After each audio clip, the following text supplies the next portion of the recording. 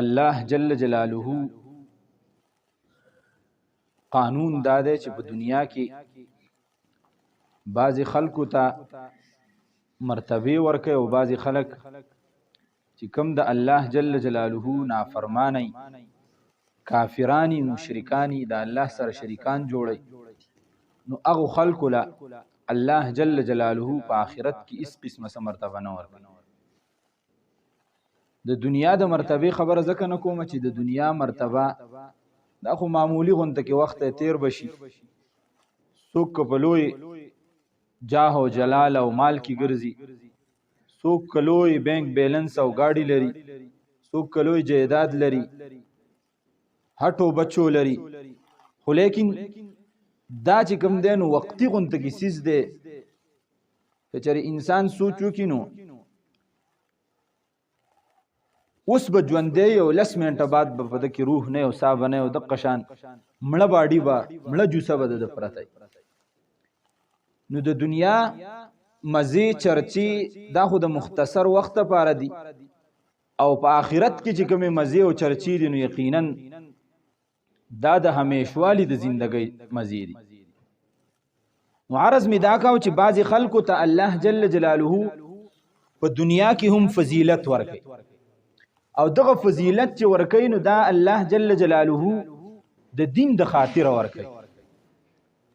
لکه د رسول الله مبارک خواته چې کم جماعت تیر شوی دی او رسول الله مبارک لیدلې دی پاغي ایمان راوړی دی او بیا د ایمان په حالت کې دنیا نه رخصت شو دي نو هغه جماعت ته د صحابه کرامو جماعت وي. په څومره مصیبتونو او مشکلاتو کې پر رسول الله مبارک باندې هغه ایمان راوړل. انسان د یو صحابي د ایمان دراوړو واقعا هغه خپل مخې تکید نو انسان باندې یقینا چې هونه ځي چې څومره په سخت کې او په مشکل کې د صحابي چې کم دینو د خپل کلی د خپل اولس د خپل یارانو د خپل مور او پلار د بچو د دې پروا نه د کړو د رسول الله مبارک جولې ته ځان ورچولې. نو بیا دغه خلکو ته الله جل جلاله په پورا عالم کې فضیلت ورکړي او نن چې موږ جمعات پیژنو، مدرسه پیژنو، قرآن پیژنو، مور او پلار پیژنو، حدیث پیژنو، د پیغمبر احکام پیژنو، د الله جل جلاله خبره پیژنو، د مشر او د کشر داغي آداب او تهذیب اخلاقیات پیژنو او په دې دنیا کې چې سمخه ترازی او هغه د نیکی سره تعلق د هغه سیز دا ټول سيزونه مونږ پیژنو. دا د رسول الله مبارک د دغه اصحابو برکت کچری دغه صحابه کرامو دا خپل ژوند دین ته نه وقف کړي او دغه صحابه کرامو د رسول الله یو ادا او یو خبره نه محفوظ کړ. نن به کم دی نو موږ ته د دې احساس نه پته بنو او دغه صحابه کرامو د رسول الله مبارک خبره څنګه محفوظ کړي دا تاسو اندازه ولګوي. په یو موقع باندې حضرت عبد الله ابن عمر رضی الله تعالی عنہ د خپل ملګرو سره په سفر باندې روان چې سفر کینو په لار کې یو خشک میدان دی هغه ته ورسید پاغي کې بار بار حضرت عبد الله ابن عمر رضی الله تعالی عنہ په خپل سواری باندې ناشته او سرخ کته کوي چې کله د هغه میدان نه وتل نو خپل ملګرو ته تاسو کا حضرت دلته کې خو نس سبل سو آبادی و چې راخته شو وتا دي سرخ کته کاو نس ونه و چې راخته شو وتا دي سرخ کته کاو نه بل سمارغه راته سامخله چې تا دي سرخ کته کاو نس گزار کې د چې تا دي سرخ کته کاو اخیر وجه سو چې تا بار بار د خپل سرخ کته کاو تیرې دي. هغه د رسول الله مبارک دغه صحابي او دوست عبد الله ابن عمر رضی الله تعالی عنہ په ملګرو ته وای زه ورځ د رسول الله مبارک سره په دې میدان کې تیرېدم او په هغه وخت کې په دې میدان کې ونی ولاړې وي. رسول الله مبارک زمانه مخې ته په اس باندې هغه ناس رسول الله مبارک چې کله به دې تیرېدنو د دقې ونی نه به سر ټټاو لاندې به تیرېده. نن اگر چې هغه ونی نشته ده خو چې زه په دې ځای باندې تیرېږم نو مال ضمیر دا اجازت نه راکړي چې رسول الله مبارک ته په یو ځای کې سرخ کته کړی او ته دې سرخ کته نه کې او د قصې ته تیر شي. دومره د رسول الله مبارک هر یو ادا هر یو عمل هغه د ځان سره محفوظ کړي. په موقع باندې عبد الله ابن مسعود رضی الله تعالی عنہ صحابه کرام روان دي او دې لاړه د خپل اسنه کوسو او یو ځای ته کېناست او داسې کېناست لکه د اودسماتي په شکل باندې بس کېناست او واپس را پاسې نه یو دسماته وکړه نه بل څه څیز وکړه او واپس راغی او په خپل اس باندې کېناست چاته تاسو وکړه حضرت تاسو ولې کوس شوئ تاسو ته حاجت او هغه حاجت چې کوم دی نو پوره نه شو دا ولې وینه ما ته دغه حاجت چې زه ورځ تلم په دې لار باندې رسول الله مبارک سره ومه رسول الله مبارک د خپل سوارۍ نه کوز شو دغه ځای کې او دس مات که اوس مالا څه بولو براز نه راغلی زما څه حاجت نه چې ما هغه حاجت پوره کړی وی خو ما وی چې په دې ځای باندې تیریږم رسول الله مبارک د دې ځای نه کوز شوی دی او دغه ځای ته د اودسماتي په شکل باندې کېناستلی دی ما وی چې حقه طریقه اپناو کم اگر چې ماله څه حاجت نه خو ما وی چې د رسول الله مبارک دا طریقه را ژوندی دا د صحابه کرامو د دغه جماعت د رسول الله مبارک سره مینه وه د دین اسلام د داخلي دلو او د دین اسلام د ترقۍ دپاره دقه هستی وي دغه عظیم شخصیاتو چې هغه الله جل جلاله چناو کړه یو کس په صحابه کرامو کې حضور نبی کریم صلی الله علیه وسلم څه ارشاد فرمایي چې زما په صحابه کرامو مثال کن نجوم هغه په شان د ستورو دی اصحابي کن نجوم زما د صحابه او زما د ملګرو صحابي ملګری ته وي رسول الله مبارک کې به دومره عاجزي وه چې شاګرد ته به شاګرد هم نه وي په دې کې که زه ووایم چې شاګرد دی دا زما نو هسې نه چې په ما کې هسې تکبر راشي چې زه استاد یم او دا زما شاګردان دي او څه هغه بس صحابي وي صحابي ملګري ته وي خپل شاګرد ته به صحابي وي دا زما ملګری دی دا زما صحابي دی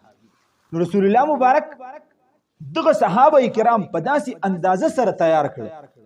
چې ارشاد یې فرمایه اصحابي کن نجوم زما دا ملګري دا په شان د ستورو دي فبأيهم اهتديتم اقتديتم کم یو ستوري پسې په کم یو صحابي پسې چې تاسو ور روان شئ اهتديتم تاسو ته چې کوم دی نو نیغه لاره در معلوم شي او په دقه نیغه لاره به تاسو جنت ته داخل شئ نو د رسول الله مبارک دغه صحابه او دغه شاګردان دغه د رسول الله مبارک اصحاب دی ایمان څنګه راوړ په اسلام کې څنګه داخل شو یقینا یو واقع د انسان واوري حیران شي حضرت ابو بکر صدیق رضی الله تعالی عنہ نن تقریبا 19 جمادی الثانی ده 19 د دې میاشتې د اسلامي میاشتې نو لسمه ورځ ده نن او حضرت ابو بکر صدیق رضی الله تعالی عنہ د دې میاشتې جمادی الثانی په 22م تاریخ باندې پیدا شوی یعنی یو 3 ورځې بعد دا کوم ورځ چې ده په دقه ورځ باندې حضرت ابو بکر صدیق رضی الله تعالی عنہ پیدا شوی حضرت ابو بکر صدیق رضی الله تعالی عنہ د رسول الله مبارک ملګری او په هغه وخت کې هم ملګری چې کوم وخت کې رسول الله مبارک ته نبوت هم نو میلاو شوی 2 کالتی رسول الله مبارک مشرو د حضرت ابو بکر صدیق رضی الله تعالی د دوانو د یوې قبیله سره تعلق شاخونه جداو د قریشو د قبیله سره د حضرت ابو بکر صدیق رضی الله تعالی هغه همو د قریشو قبیله خو یو شاخ پکې تلو چې هغه ته وی قبیله بنوته د هغه سره تعلق د حضرت ابو بکر صدیق رضی الله تعالی دومره مینا او محبت چې کله ایمان راوړلو په خاندان کې هیڅ څوک نه بلکې په دنیا کې د حضرت ابو بکر صدیق رضی الله تعالی عنہ مخکې چا ایمان نه دراو اولنې صحابي اولنې مسلمان په دنیا کې په حضرت نبی کریم صلی الله علیه وسلم باندې چې چا ایمان راوړی دی حضرت ابو بکر صدیق رضی الله تعالی چې کله ایمان راوړنو د ایمان دراوړلو هغه قصه عجیبه ده رسول الله مبارک سره بغرزیده چې چرته به رسول الله مبارک هغه د سره ور سره تر دې حد پورې چې په آخري عمر کې هم د رسول الله مبارک سره داسې ملګرتیا تیر کړې او دومره ملګرتیا بیا تیر کړل چې حضور نبی کریم صلی الله علیه وسلم وای په دنیا کې په ما باندې ډیرو خلکو احسانات کړی دي خو د ټولو نه عظیم احسان چې په ما باندې چا کړی دی نو هغه لقد امن علی ابو بکر الصدیق په تحقیق سره پچا چې په ما باندې د ټول نه لوی احسان کړی دی هغه ابوبکر صدیق رضی الله تعالی ودا انعام او د احسانات هغه د ارچا بدله وای زور کوم رسول الله مبارک په ارشاد فرمایا خو لیکن ابوبکر په ما باندې دومره احسانات دي چې صرف او صرف د قیامت په ورځ باندې به کوم دینو زه داغه بدله ورکم او په دنیا کې داغه بدله زه نشم دومره احسانات یو پر رسول الله مبارک کله ایمان راول رسول الله مبارک ته دعوت ورک چې زه د الله تعالی آخري نبی ما په ما باندې وحی راځي قران په ما باندې نازلېږي او یو الله منل پکار دی او د الله جل جلاله د طرف نظر مابوس پیغمبر ما اومنه هغه ته وی د الله رسول ایمان د من راوړم دلیل د نام نه غواړم ایست دلیل ستا په نبوت باندې هغه نه غواړم حق سچ پیغمبر بالکل ټیک خود دومره راته وخایا چې ستاسو په خپل نبوت باندې څه دلیل دی نور ایمان مې راوړی دی په دې کې مې شک نشته دی چې زه به تا ایمان نه راوړم بلکې برامې وړ ایمان خو دومره راته ووایه چې ته ما ته دعوت راکې نو ستا سره په دې باندې څه دلیل دی چې ته په حق او سچه پیغمبر رسول الله مبارک ورته ووي یو قصه یې ورته رایاده کړه هغه قصه دا وه چې یو ورځ حضرت ابوبکر صدیق رضی الله تعالی عنه هغه شام ته لاړ د سفر دپاره تجارت په غرض باندې چې کله هلته کې ورسېده نو په شام کې یو مجلس لګېدلی او هلته کې ډېر خلک راجمع شوي ابوبکر صدیق رضی الله عنه خلکو نه تپوس وکړي دا خلک څه ته راجمع شوي وی دا دلته کې یو نجومي دی نجومي هغه سړي ته وایي چې هغه د غیبو خبرې کوي وی ښه دی وله خواله وره چې څنګه دی ولیده نو ده ته یې ووي ته ستا خو ابوبکر نوم نه دی عبدالله نوم خو دې نه دی ده ورته وی دی نه مخکې لیدلی دی پردی ملک دی بل وطن دی ناشنا سړی دی خو چې دی څنګه ولید نو ده ته یې وی ته ستا خو عبدالله نوم نه دی ده ورته وی دی وی ته به وی ته د ماته دا ورون وښایه رون ده ورته وی څنګه مجلس لګېدلی دی ستا زما د رون سره څه تعلق رون دې راته وښایه وی نه ښیم ډېر اصرار یې شروع کړو خلکو ابوبکر صدیق رضی الله عنه ته وی وښایه رون دې ورته وښایه زما پکې غرض دی وښایه چې څنګه یې رون ښکاره کړ نو د حضرت ابوبکر صدیق رضی الله تعالی عنه په دې ځای باندې تور داغ و تک تور داغ و د لرې نه ښکارېده وی بس پنسخ کته کاو زما مقصد پوره شو تپوس یې ته وکړې وی ستا څه مقصد وی ما په خپل کتاب کې لیدلی و چې آخري نبی به راځي او هغه آخري نبی هغه به د 40 کالو په عمر کې د نبوت دعوا کوي او د هغه یو ملګری به چې د هغه به دقه شي شکل او صورت چې څنګه ما ولیدې نو هغه شکل او صورت ما ته رایاد شو خو زمونږ په کتاب کې دا لیکلي چې که څوک نه پیژني چې د دې ملګري څه شکل او صورت به دا به څنګه نو د ده په رون باندې به تک تور ټاکې په هغه وخت کې لا ابوبکر صدیق ایمان نه دی راوړ نو چې کله تا دا رون پنسه اوچته کړه او ما د رون ولید تور ټاکې ما ولید نو ما وی چې د حق سړی نو حضرت ابوبکر صدیق رضی الله تعالی عنہ ته حضور صلی الله علیه وسلم وی ایمان نه وړه وی الله رسول ایمان مې راوړی دی نو بیا ته ابوبکر صدیق رضی الله عنه وی ستا په دې نبوت باندې چې ته ما ته دعوت راکې ستاسو دلیل څه دی نو حضور نبی کریم صلی الله علیه وسلم ورته وی د هغه شامی نجومی هغه قصه د شامی نجومی هغه قصه وی د الله رسول وی محمد د اوسه پورې خو ته دا قصه ما نه راکړ وی الله ما ته کړل دا او ایمانی حضرت ابوبکر صدیق رضی الله تعالی عنہ هغه راو دغه ابوبکر صدیق رضی الله تعالی عنہ چې د رسول الله ملګری شو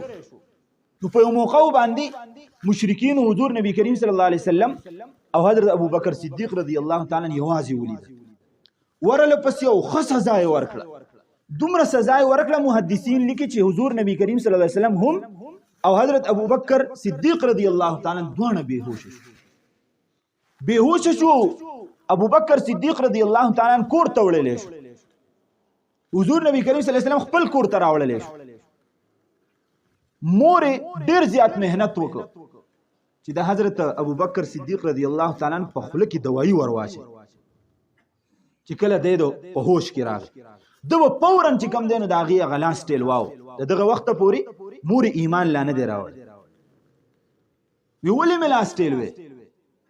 ځکه د لاس ټیل وام تر سو پوری چې زما د ملګری خبر نه را رسیدلې چې هغه په کم حالت کې دی تر هغه وخت پوری وځي چې کم دینو دوايي ونه مور وته بار بار وای است د هغه د وجه نه خوستا د حالت جوړ شو ته وټه کولې شوې ته بهوش کړلې شوې هغه پرېدا دی ورته وای نه تر سو پورې چې د هغه خبرګيري نه شي تر هغه وخت پورې چې کم دینو زه دوايي نه خو سو کولې غلې شو وچ هغه بالکل په صحتمند دی او بالکل برابر دی لہذا د دوايي ته وخوره دی ورته وای نه ما په کټ کې واچوي چې زه په خپل سترګو باندې د حضور نبی کریم صلی الله علیه وسلم حالت وینم دا غینه بعد به کم دینو زه دوايي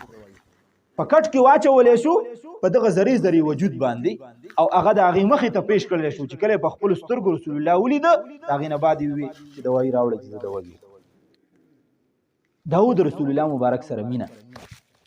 د دغه مینې د اثر د وجنه چې کله رسول الله مبارک هجرت کاو او کله دیو په غار کې پناه واغسته نو د غار چې کوم سوریونو دی وګرځید یو چیرلې به راغسته او پاسورو کې به هغه ورکول او سوري بندول تر دې هدا پوری چې چیرلې ختم شوي بهر ته د وته هغه یراوه چې اسنه سوکراشي او رسول الله مبارک ته تکلیف ورسي دیو ناس دیو یو سورې پاتې شو چې د هغه لپاره چیرل نشته نه بالغ شته ویران زید داس ابو بکر صدیق رضی الله تعالی عنہ حضور نبی کریم صلی الله علیه وسلم ته د دې د غار د کم سورې چې ده د دې خواته کېناسته او د خپل پوند چې کوم دانو دای دی سوري ته ور مخامخ دا پوند په سوري باندې کې خو دا او رسول الله مبارک ته وی دا پتون چې کوم دین استاد لپاره بالغ شو په دې باندې خپل سر مبارک کې خپل سر مبارک رسول الله کې خو د ابو بکر صدیق هم ته قسیناس ډیر وخت تیر شو تر دې حد پورې چې رسول الله مبارک کوده شو په دې کې چې څه وخت تیر شو نو یو سیز مضبوطیا سره د حضرت ابو بکر صدیق رضی الله تعالی عنہ دی پوند له ټک ور ودلته کې هغه د رسول الله مبارک سر مبارک د په جولې کې پروت دی وای که خوځېګم نو سینې رسول الله مبارک رايخ کنه خوځېګم نو شدت تکلیف ته د دې وجه نه د ناس ته ځان ټیټ کړي دي د سترګو نه اوخ کې د درد او تکلیف ته وجه نه لاړي رسول الله مبارک په اننګو مبارک باندې کړو په دې باندې رسول الله مبارک رايخ تاسو ته ابو بکر ولې جاړي دا الله رسوله فداك ابي وامي لدغت فداك ابي وامي دا الله رسوله زما د مور او پلار ستانه قرباني زه سوچي چلم په دغه ټیم کې څومره د hebat حالت ده سترګو نه اوخ کیږي مار چی چلے ده حضرت ابو بکر صدیق رضی الله تعالی عنہ ولیکن د آداب څومره خیال ساتي سوی فداك ابي وامي زما مور او پلار د رسول الله ستانه قرباني زه چې کم دینو سوچي چلم حضور مبارک ورته رانیغ شه څنګه رانیغ شوې د خپل را دی خو رسول الله مبارک ته لاړه چا پیر کړه هغه دم کړو اوس یې وګوره درد کوي کنه کوي وای دا الله رسول چې په کوم خپل باندې ستالو عاب او ستهلاله مبارکي پوری کړی شي هغه وسنګ درد او بیا د ته وی دی ګوت طرف ته ورشه وی دا الله رسول ته کې شوی ما وی دی ګوت طرف ته ورشه چې کله ګوت طرف ته د غار ورغین وی دقل ته وب پرتی دي دی وبونه وس د دې تاسو کې دا الله رسوله وب می وس کې او ډېر خوږی وبوي ډېر مناسب وبوي زلمی چې کم دین هغه خوشاله شو ما خو د ځان سره وب نه وی راوړ په دې غار کې خو چینوم نشته دا وب د چرته نه رالی حضور نبی کریم صلی الله علیه وسلم ورته سوی وای دا ابو بکر دا ستا د ملګرستیا چې زما سره د مینه ده الله جل جلاله دا اوبه د جنت نه اوس راولېږلي جبرئیل امین راوړی وی چې په ابوبکر یې وڅښه. دا د ابوبکر مینه وه. دا د ابوبکر صدیق رضی الله تعالی عنہ د رسول الله سره مینه او محبت. یو ورځ رسول الله مبارک حضرت ابوبکر صدیق رضی الله عنه بازار ته ولېږه چې کله به پخوانه زمانه کې ودا طریقه کار و چې حضور مبارک بختونه باچاهانو ته لېږل او د دین اسلام دعوت به ورکړه. نو یو خط ولېږه هلته کې چې څنګه باچا ته ورغې نو باچا چې کوم دی نو هغه خط را نچکه داسې ویشله او ګزارې نوکران تپوس وکړه دا خط ولې وشله وی په دې باندې مهر نشته چې په کوم خط باندې مهر نه نو هغه نه قبول. رسول الله مبارک ته صحابه کرام وی دا الله رسول اجمیانو چې څومره باچاهان دي نو هغه بغیر د مهر نه خط نه قبلې لہذا تزان له مهر جوړ. نو حدیث د بخاری دی چې رسول الله مبارک ځان له مهر جوړ کو درې کرښې وي الله رسول محمد. اکثر به تاسو چرته په دې دیوالونو باندې لیدلې الله رسول محمد یعنی محمد رسول الله چې دا د محمد چې د الله رسول دی داغه د جانب نه دا خط. نو رسول الله مبارک حضرت ابوبکر صدیق تعالی عنہ ولېږه زرګر له ویلال شه زما دا ګوتمه ویسه او په دې ګوتمه باندې دا ولیکه الله رسول محمد. هغه ویخه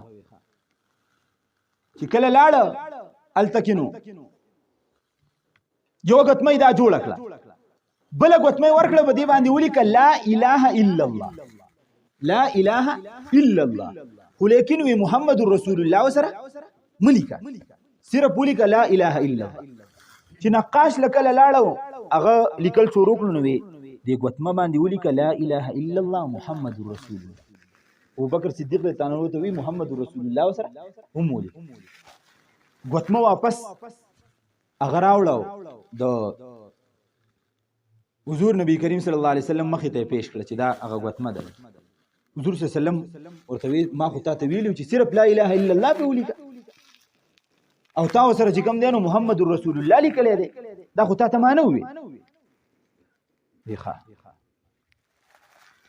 وی دا الله رسوله ما ته دا مناسب نه ښکاري چې کله د الله نوم واغستلی شي او د محمد رسول الله نوم سره د دې وجې نه ما ډېر کوشش وکړ چې زه لا اله الا الله ولیکم خو ضمیر اجازت نه راکاو نو ځکه مې هغه زرګر ته وی چې محمد رسول الله سره هم وی زه چلو ټیک ده وی د ابوبکر چې اوس لاندې لیکلی شوی دی دا یې اوس ولي او ګوتمه باندې وسره تا ابوبکر لیکلی دی دا دې اوس ولي ولیکه ټک سور شو ابوبکر صدیق تعالی د الله رسول د دین خو زه نه یم خبر ما هغه ته دا نه دی ویل چې په دې ګوتمه باندې ابوبکر ولیکه.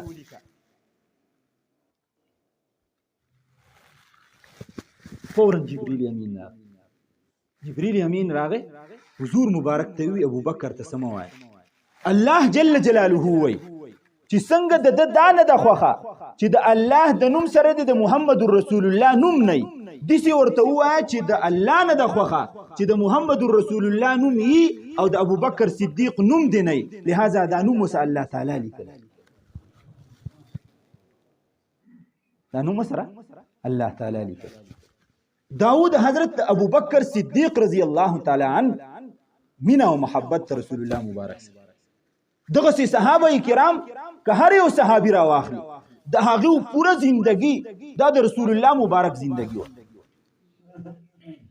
تو من شدی من تو شدم تو جا شدی تا کس نگوید بعد ازا تو دیگری من دیگری داسې شوی رسول الله مبارک او حضرت ابوبکر صدیق رضی الله تعالی عنہ چې فرمایل به د الله رسوله چې زه ته شمه او ته زه شمه او زموږ جانونه د یو بل سره یوځای شي او تر دې حده پورې چې د دینه بعد خلق دا هم نه وای چې دا پکې رسول الله مبارک ته ابوبکر صدیق ته کدا پکې رسول الله مبارک او ابوبکر صدیق دومره موږ د یو بل سره ملاو شو څومره بخای په یو موقع باندې رسول الله مبارک د حضرت ابوبکر صدیق رضی الله عنه مجلس کې ناست ابوبکر صدیق رضی الله عنه ورته وای د الله رسوله زه غواړم چې کله به ته وې چې د ابوبکر چې مجلس کې ناست او ته وې چاته چې نه د ابوبکر د عجیب چې کوم دی او د ابوبکر د جسم او د جوسه چې کوم ده دا زما جوسه نو زه به څومره خوشاله دا د حضرت ابوبکر صدیق رضی الله عنه د حضور نبی کریم صلی الله علیه وسلم سره مینا او محبت د هر یو صحابي د حضرت او د دینه یو عجیبه واقعه په دې پخوانو کتابونو کې لیکلې ده چې ورځ حضرت ابوبکر صدیق رضی الله تعالی عنہ په سفر باندې لاړ چې کله په سفر باندې لاړ نو نا وخت پیښو نا وخت شو ډیر وګرځید چې زه چرته یو ځای ځان له تلاش کوم الته کې کوم دین شپه تیر او سخ باران وریږي یخنی ده زه ورته ملاو نشو نن چې موږ دا مینار وایو کنه نو مینار اصل کې په خوانه زمانہ کې بدیسي طریقه کارو چې اوګد لرګې به کتلې او باغی باندې به ټاټکې ټینګ کړو ټاټکې باغی کې به اور بلید دا اور بلیدلو د پاره ودا سیستم چې د لری نه بخکارېده چې دیزه کې آبادی ده نو خلک په اقزه ته ځان نس د قشان د ځنګل په مینس کې اور ولیدو اقا طرف تلاړ چې څنګه ورنږدې شونو د اندازه ولګول چې دا د یو د يهوديانو چې کوم دینو هغه د عبادت زید د ور وټکاو چې ور راته سو کولاو کې خو لیکن چاو ته ور نه کولاو د بر نه یو کس راخاره شو دا سوکته ویجی وی پلان کې دی ابوبکر نوم دی او وای چې د مکی اوسیدونکو ما او د کعبه سره خواته اوسېګم او الته کې چې کوم خلک تینو د غوزه خدمت کو نو خلکو به د کعبه کافرانو او کار سو کو د کعبه به ډیر خیال سات وی چلو گیټو ته کولاو کور اپریل د ته گیټ کولاو کړې شو د چې دن لاړنو سګوري چې یو عبادت خانه د څوک چې کوم دینو عبادت کوي څوک سکه دته یو کمرې ته اجازه میلاو شو چې تنه نه ول د کمرې ته نه وته شپې تیر کړه سهار چې را پاسید نو هغه مشر چې کوم سړیو هغه راغی دته وستا سنوم دی دوته زما ابوبکر نوم دا وخت پورې لا ایمان نه دی راوړ وراسه یو کمرې ته دی بوزم یو کمرې ته ورننه باسنو د درې تصویران ولید چې په ګټه کې جوړ کړی شوی بوتان غوندې کې جوړ کړی شوی د حیران شو هغه پادری ورته وی دا درې تصویران چې کوم لګیدل دي دا پیژنې دوته وی دا خو زه پیژنم وی دا څوک دي وی دا خي طرف ته چې کوم سړی ولاړل نو دا زیمه عبد الله نوم د خپل د ابوبکر صدیق تعالی وی دا زیمه په دې میز کې چې څوک دی دا پیژنې وی او دام پیژنم وی دا زمون په کلی کې یو سړی دی هغه وخت رسول الله مبارک د نبوت نو میلاو شو دا زمون په کلی کې یو سړی دی محمد نوم دی وی دا ګس طرف ته چې کوم ولاړل دا بوت دا د چا بوت دی د چا شکل دی وی دا زمون په کلی کې یو الک دی عمر نوم دی دا هغه بوت دی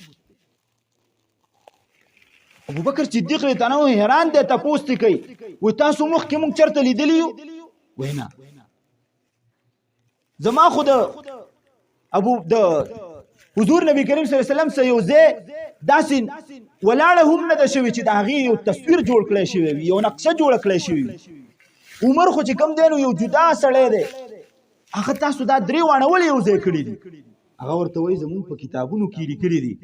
چې آخري نبي به راځي او د هغې اولنی خلیفه به عبدالله یعنی ابوبکر صدیق وي د دې به دقه سي شکلی داسې به سترګې داسې به پوزه داسې به غاښونه داسې به غوږونه داسې به شونډې داسې به وجودي په منځ کې چې کوم سړی دی یعنی حضرت نبی کریم صلی الله علیه وسلم د هغه شکل او صورت هم بیان شوی دی نقشه بیان کړی شوی دی چې د هغه به داسې شکلی او دا ګس طرف ته چې کوم ولاړ دی نو دا به دویم خلیفه چې نوم به عمري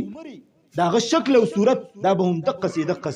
د اقا کتابونو نه چې کم دینو دا نقشه مونږ تیار کړی ده دلته جوړه کړی ده زمونږ چې کله دوا نه قبليږي نو مونږ الله تعالی ته وایو چې یا الله دا درې کسان چې کله په اخره کې راځي د دیو په برکت سره زمونږ دا کار وکړي نو الله جل جلاله قبول دا د حضرت ابوبکر صدیق رضی الله تعالی عنہ مینا الله جل جلاله دی د دغه شخصیاتو چې د چا په واسطه سره موږ ته د دین را رسیدلې ده د دغه پشانتی مینه او محبت د رسول الله مبارک سره چې څنګه وو په یو نسبت باندې الله جل جلاله دې اقا موږ ته نصیب کی او الله جل جلاله دې موږ دفاع صحابه د صحابه کرامو چې څنګه ډیفنس کیږي او څنګه دفاع کیږي په هر یو منهج او طریقه باندې الله جل جلاله دې هغه موږ ته نصیب کی واخر دعوانا ان الحمد لله رب العالمین.